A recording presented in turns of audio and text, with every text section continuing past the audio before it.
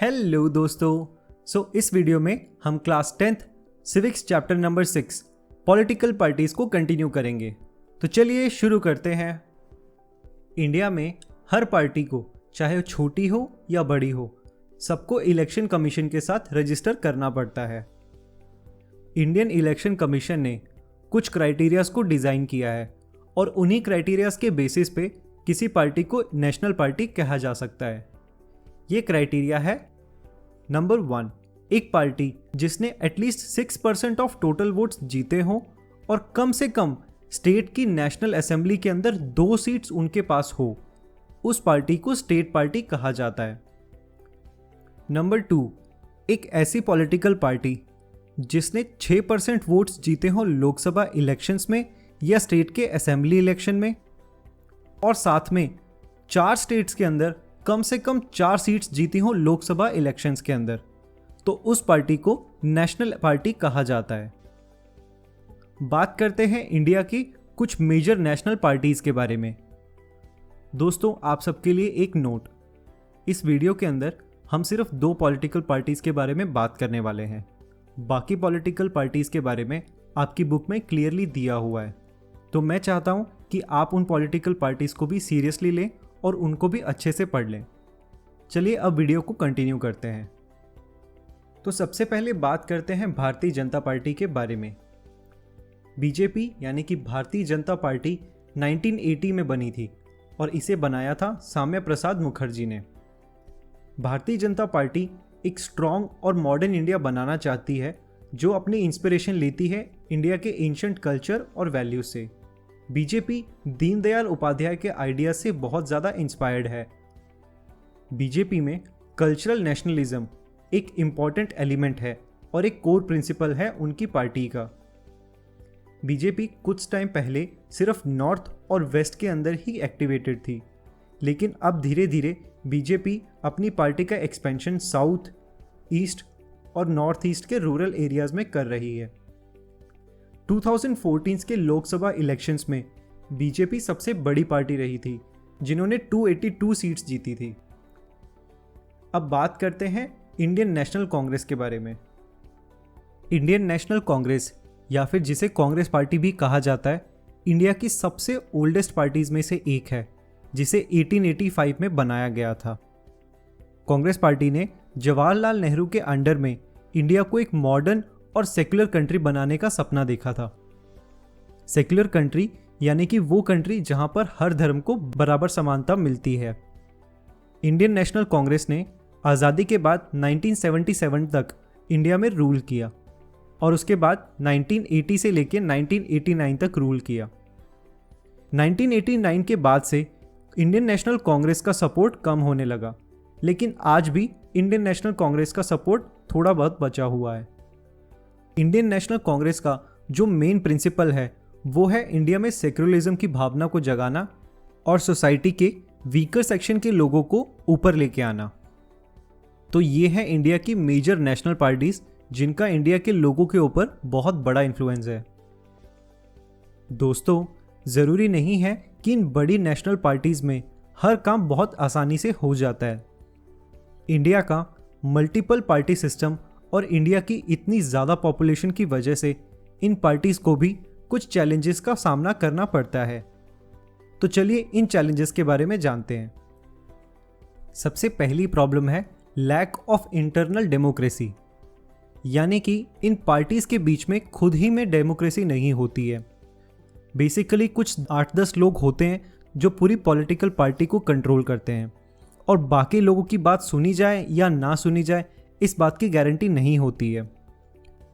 हर political party के अंदर organisational meeting और इंटरनल इलेक्शंस लगातार करवाने ज़रूरी होते हैं, लेकिन बहुत कम पार्टीज होती हैं जो इन रूल्स और रेगुलेशंस को फॉलो करती हैं।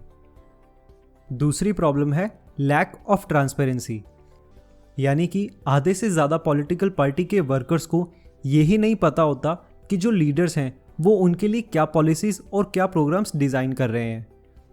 इसी वजह से जो लोअर लेवल के वर्कर्स होते हैं इनको आगे बढ़ने का मौका नहीं मिल पाता है। ज़्यादातर ये प्रॉब्लम इस वजह से आती है क्योंकि एक पार्टी के अंदर पर्टिकुलर फैमिली के लोग ही ज़्यादातर इन्वॉल्व रहते हैं और वही लोग टॉप के लीडर पोजीशंस में आते हैं। थर्ड प्रॉब्लम है कि पॉलिटिकल पार्टीज़ में मनी और मसल पावर का बहुत ज़्यादा इस्तेमाल हो रहा है। यानी कि पॉलिटिकल पार्टीज़ में आज के टाइम पे गुंडागर्दी और पैसा बहुत ज़्यादा यूज़ होने लगा है। स्पेशली ये सब देखा जाता है इलेक्शंस के टाइम पे। मोस्टली उन लोगों को कैंडिडेट बनाया जाता है जिनके पास बहुत सारा पैसा है, सो दैट पार्टी को इलेक्शन लड़ने के लिए फंडिंग्स की प्रॉब्लम ना आए। और फोर्थ प्रॉब्लम है कि लोगों को मीनिंगफुल चॉइसेस नहीं मिलती है पार्टीज में। ज़्यादातर यही देखा गया है कि जितनी भी पॉलिटिकल पार्टीज इलेक्शन को कॉन्टेस्ट करती हैं उनके पास ऑलमोस्ट सेम से मुद्दे होते हैं वोट्स जीतने के लिए, जैसे कि रोटी, कपड़ा, एजुकेशन। बहुत कम लोग हैं जो इन मुद्दों से हट के बात करते हैं। सो इसी वजह से लोग कंफ्यूज हो जाते हैं कि किसे वोट देना चाहिए और किसे नहीं। तो ये है कुछ प्रॉब्लम्स जो पॉलिटिकल पार्टीज रेगुलरली फेस करती हैं। तो दोस्तों, इन प्रॉब्लम्स का सॉल्यूशन कैसे निकाला जाए और कैसे इलेक्शन में हो रही गलत कामों को रोका जाए, चलिए इसके बारे में जानते हैं।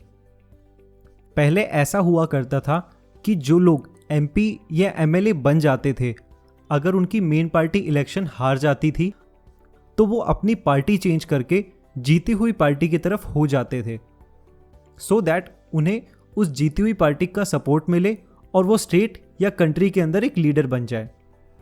सो इसकी वजह से बहुत सारी प्रॉब्लम्स क्रिएट होने लगी थी। इसीलिए कॉन्स्टिट्यूशन को अमेंड किया गया और ये डिसाइड किया गया कि कोई भी एमएलए या एमपी अगर इलेक्शन जीतने के बाद पार्टी चेंज करता है तो उसको एमएलए या एमपी की पोस्ट से हटा दिया जाएगा। दोस्तों, इलेक्शंस में बढ़ रहे पैसे और क्रिमिनल के इन्फ्लुएंसेस को रोकने के लिए सुप्रीम कोर्ट ऑफ इंडिया ने एक ऐसा लॉ पास किया था जिसमें हर कैंडिडेट जो इलेक्शंस के लिए खड़ा होता है उसे अपनी इनकम, अपनी प्रॉपर्टी और उसके ऊपर चल रहे क्रिमिनल केसेस की सारी जानकारी सुप्रीम कोर्ट को पेश करनी होगी। और अगर वो ऐसा नहीं कर पाता है तो उसे इलेक्शंस लड़ने नहीं दिया जाएगा। इंटरनल लैक ऑफ डेमोक्रेसी को सॉल्व करने के लिए इलेक्शन कमीशन ऑफ इंडिया ने एक लॉ पास किया है कि हर पॉलिटिकल पार्टी को इंटरनल ऑर्गेनाइजेशनल इलेक्शंस करने होंगे और साथ में उस पॉलिटिकल पार्टी के हर एक मेंबर का इनकम टैक्स रिटर्न भी फाइल करना होगा। तो ये हैं कुछ सॉल्यूशंस जो गवर्नमेंट ऑफ इंडिया की तरफ से लिए गए हैं so that political parties better हो और इंडिया में इलेक्शन एक फेयर तरीके से हो। दोस्तों, इन सॉल्यूशंस के अलावा भी कुछ ऐसे सजेशंस दिए गए हैं जिनसे पॉलिटिकल पार्टीज बेटर हो सकती हैं, लेकिन अभी तक किसी पॉलिटिकल पार्टी ने इसे अपनाया नहीं है। नंबर 1, एक ऐसी रेगुलेटर बॉडीज होनी चाहिए जो किसी भी पॉलिटिकल पार्टी के इंटरनल अफेयर्स का ध्यान रख सके। यानी कि उस पॉलिटिकल पार्टी के अंदर अगर कोई भी इंटरनल डिस्प्यूट पैदा होता है तो वो रेगुलेटरी बॉडी उस पॉलिटिकल पार्टी के डिस्प्यूट्स को सॉल्व करवाने में हेल्प करेगी। ये बात मैंडेटरी होनी चाहिए कि जितनी भी टिकट्स दी गई हैं उनमें 1/3 टिकट्स वुमेन कैंडिडेट को दी जाएं और साथ ही में पार्टी के इम्पॉर्टेंट डिसीजन लेने में भी वुमेन का एक बड़ा रोल हो। नंबर 3, पॉलिटिकल पार्टी के इलेक्शन फंडिंग्स स्टेट के द्वारा करवाने चाहिए सो दैट गवर्नमेंट के पास एक रिकॉर्ड हो कि किस पॉलिटिकल पार्टी के पास कितना पैसा गया। और इस चीज़ का डिसीजन होगा कि लास्ट इलेक्शंस के अंदर उस पर्टिकुलर पार्टी को कितने ज़्यादा वोट मिले थे। जिस पार्टी को ज़्यादा वोट मिले थे उस पार्टी को ज़्यादा पैसा दिया जाएगा। और फोर्थ पॉइंट है कि ज़्यादा से ज़्यादा एजुकेटेड लोगों को एक पॉलिटिकल पार्टी ज्वाइन करनी चाहिए या फिर एक खुद की पॉलिटिकल पार्टी बनानी चाहिए। तो दोस्तों, इसी के साथ ये चैप्टर यहीं ख़त्म होता है। मिलते हैं अगले चैप्टर में। बाय।